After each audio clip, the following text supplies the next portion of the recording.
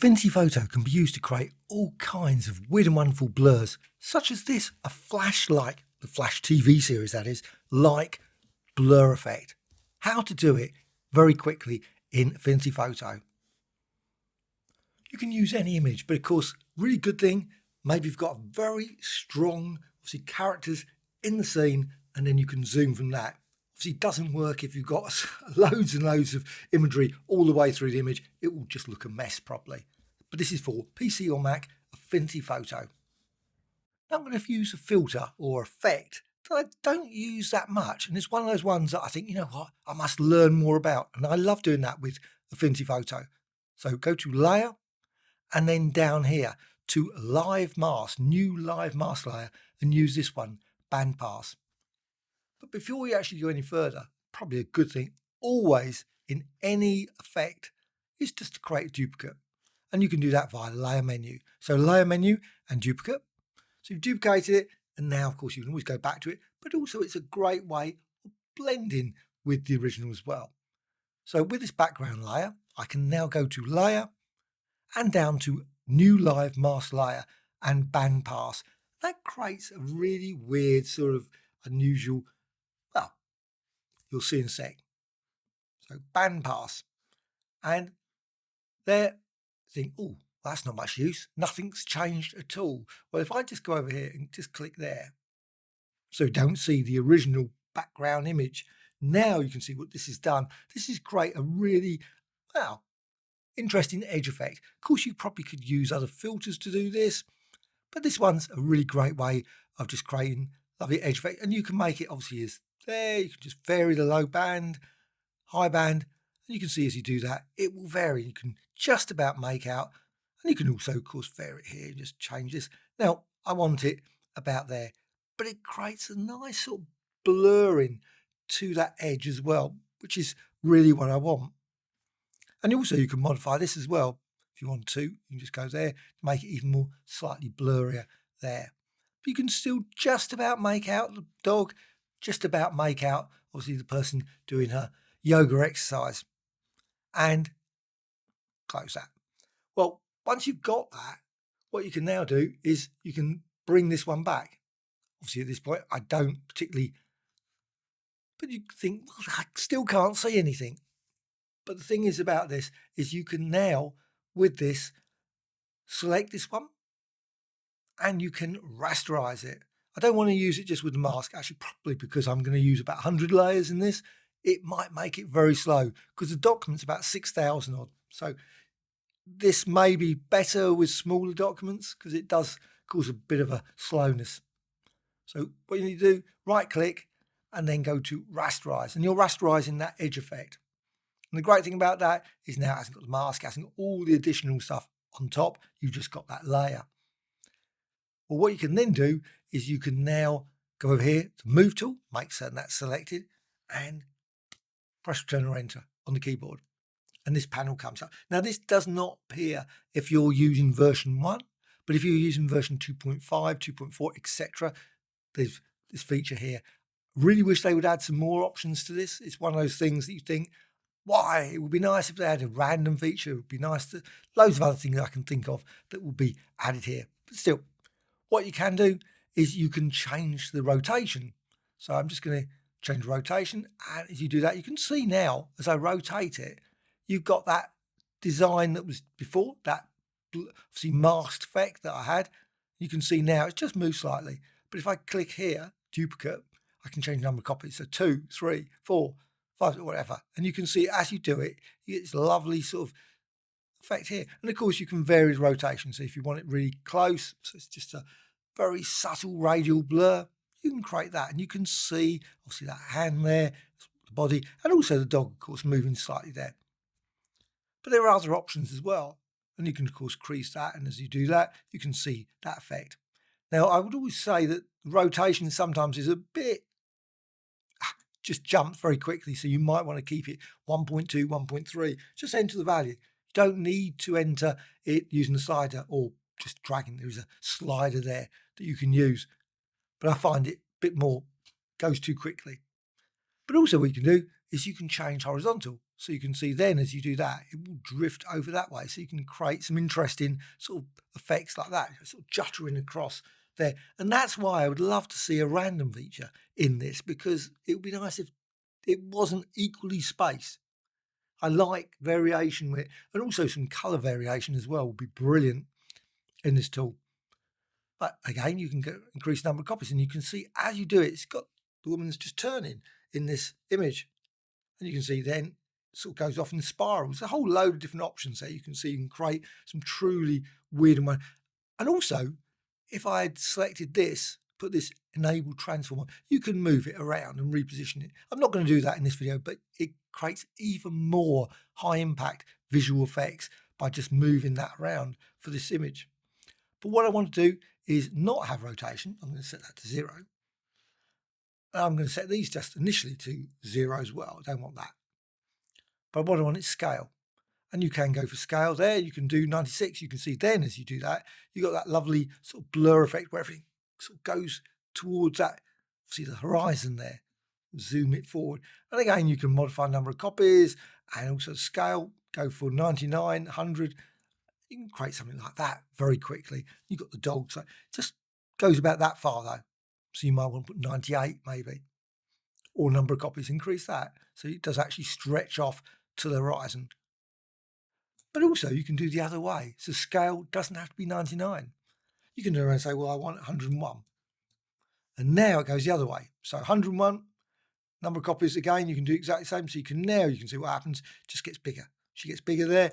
Dog obviously is getting bigger. It's just dragging outwards, which is a great little effect, but it basically it's just on top of that, it's got an interesting blur. You've got these streaks as well of colour there is going off there.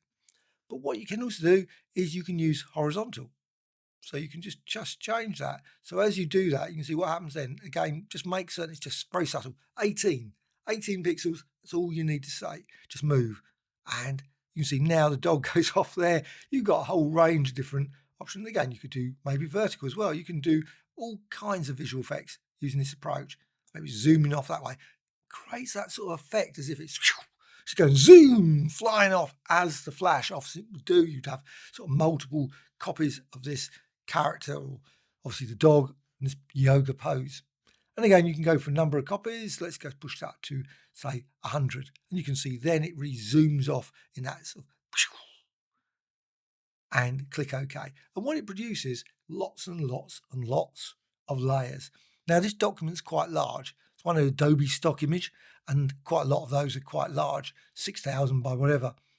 And you can see what happens. So you might like to do this effect with things maybe 2,000, 3,000, unless you've got a powerful M4 machine. I'm just using an M1 Mac on this. And once you've got this, you can, of course, then just flatten the whole thing. It's probably going to be best. So just go to layer and just go down here and merge visible. So merge visible, all gets merged. It's going to take a bit of time to process.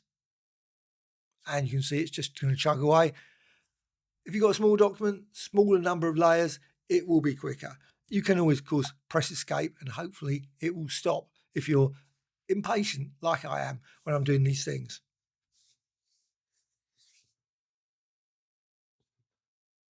Oh, there it is. So finally, it actually generated the pixel layer. Okay, once you've done that, of course, what you can also do is you can go to any of these and you can select any of them and you can always change blend modes. You don't have to do it to all of them. Of course, you can select, say, this number of, and then go up here and go for lighten, create different designs that way, or maybe go for difference and so on. Now, the result may or may not be of any impact. And in this case, it's not, because it's basically all you've got is a line. It doesn't really have that much of a difference there, which is a pity, I think. It would be nice if you could create some interesting color effects there. I just suddenly thought of doing that just at that point. So let's just go back and put it back to normal. Now, all these layers can be shifted and moved, but of course, again, it's a very thin line. That really will make hardly any difference to the actual imagery if you've only got one or two of the lines. You can also do the same with gradients. I just created this using the gradient tool and applying a circular swatch in the center here. Well, what you can now do is apply filter. So filter, distort and deform. So you can distort it slightly. I'm just going to quickly add some pins. So we add that around, and then you can distort that by dragging this out. And you can create all kinds of unique shapes and forms just by doing this. I'm just going to drag that up there, drag that down there, and so on. You can see you can create a variety of different distortions of that circular design. What you could, of course, purely use the circular design and click apply. So I've got that. Well, what I can now do is I can do exactly the same as before. I can go over here and duplicate this. So make certain that's selected, right click and duplicate, or you just use the layer menu. And with this, I'm going to apply that mask effect. So layer and new live mask layer and band pass. And of course, I've got the underline layer. You can't see any difference. I'm just going to make that invisible. Now, there isn't really much there. Just about make it out. I can just sort of, but you can modify these settings. So you can just change these, and you see as you do the lower band, just gets more. High band, just put that up. There you can see you get a very faint outline, but that's all I want. Also, you can add a bit of blurring. It's pretty blurry anyway because of the gradient, but I can then manipulate this. You want to tweak it. You can see as you do that, you get a bit more of the color back in. I think it creates an interesting sort of abstract art design just using just even this. But once I've done that, close it. Exactly the same before, I don't want to use obviously thousands of masked layers. You could create some variation with that, but it's probably going to be slow. So right click and now rasterize it. So rasterize it all into just a solid pixel layer. Well, now I can duplicate it. Oh, also I can bring back that. Now you can see no real difference at this point, but what you can then do is you can, exactly the same as before, with that selected, move tool selected over here, that's the key thing, press return or enter on the keyboard. Brings up this panel. And you can modify various settings here. So you can go here to duplicate. That's the key thing. I mean, you could obviously just work with just nothing particularly, but the power of this filter is this, I think, number of copies. And because I haven't changed any setting, nothing's changed yet. But as soon as I go there, so you can see then it creates some really weird and wonderful sort of distortions to that shape as well. And you can see then I can maybe go for rotation, and that creates an interest. And of course, you don't have to go full on. You can always go 0.3. Don't have to. Now the document is not so big. You can experiment. I find it. So if you've got 6,000 by 6,000, it's a bit slow. But number of copies, you can see as you increase that, you get some weird sort of unusual effects. And another option is always you could change the blend modes as well. That's a great one for creating some interesting design. But because it's a thin line, it's very sort of not particularly that great. But you can see as I do that, you get that. And also you can modify horizontal. So you can see it drags out and creates all interesting color designs, sort of swerving it off that way. But what I want to do is I'm going to set this all back to 0. So they're all 0, even rotation, and then scale. And now what happens if you push it to 102, you can see what happens. You get this really lovely sort of unusual blurring of the colours. It smears into that red and greens and blues, and I think that's just got a lovely effect. And of course, because it's not so big, the layer size, you can actually modify a number of copies without it causing Affinity to sort of twirl around thinking, what am I going to do? And you can of course modify the scale. Let's go for 103. You're talking very subtle changes of value. You can see 103 when you've got 111 there, blasted out completely. So 102, but 0.4. You can do it just vary it slightly. And of course you can, if you want, just add a bit of rotation in, and then you can see then 0.1, you get that sort of effect, 0.2, and so on. You can create a variety of different color effects using this. And again, you always put it down to 101, something like that, to create a lovely unusual blurring effect there. And again, you can continue to modify this if you want a number of copies, push it up to 124, say, and click OK. Again, it creates multiple layers, but it creates a really lovely sort of zoom, weird and wonderful flash, I think, effect in Affinity Photo.